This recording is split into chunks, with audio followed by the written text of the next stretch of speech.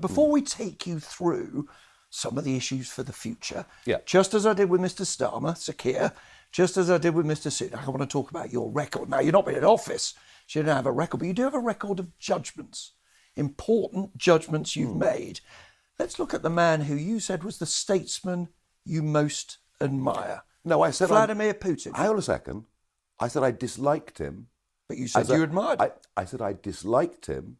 But you admired him. As a person, but admired him as a political operator because he's managed to take control of running Russia. Well, the quote was right, the statesman you most admired. And you did it after he seized Crimea. This is about the same time. Maybe before. No, before. Actually before. This is the nonsense. You can pick any figure, current or historical, and say, did they have good aspects? And if you say, well, they were very talented in one area, then suddenly you're the biggest supporter. Yeah, no, but you're right about that, Mr. Farage, and Yes, I'm not making yes. that point. Of course, we could take anything you say Yes. out of context. I'm doing it for a different reason. You want to be Prime Minister. That's what you want to be.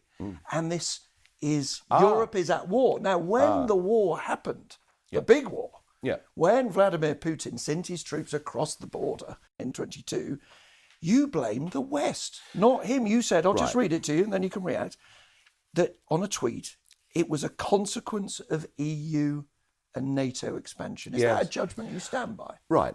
I'll tell you what you don't know. I stood up in the European Parliament in 2014 and I said, and I quote, there will be a war in Ukraine.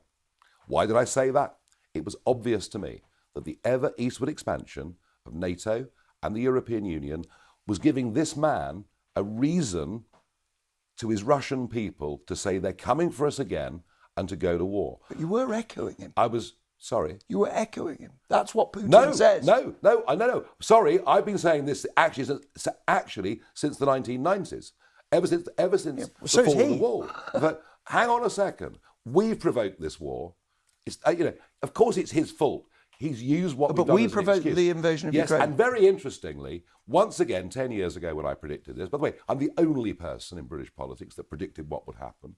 And of course, everyone said I was a pariah for daring to suggest it. George Robertson, former Labour cabinet minister, who went on to become the Secretary General of NATO, has in the last couple of weeks said the war is a direct result of EU expansion. But I'm asking you about, because it's your judgment, you want to be Prime Minister. Let me ask you about someone else. My judgment has been way ahead of everybody else's in understanding this.